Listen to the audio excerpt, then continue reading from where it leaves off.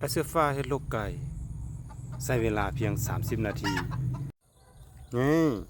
นะลกไก่ไอเสื้อฟ้า Hello how are you how are you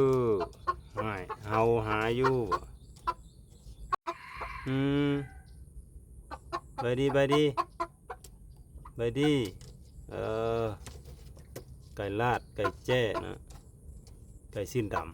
ำแซ่บเด้อ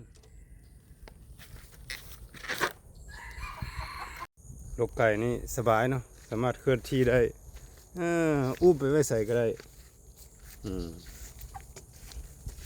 นู่นระเบียงตากอากาศขังมันก่อนประมาณ2-3 มื้อบ้านพ้นดนดนอายจึงมาพ่อผักอีหุ่มนี่เรือกินเรือไส้ล่ะ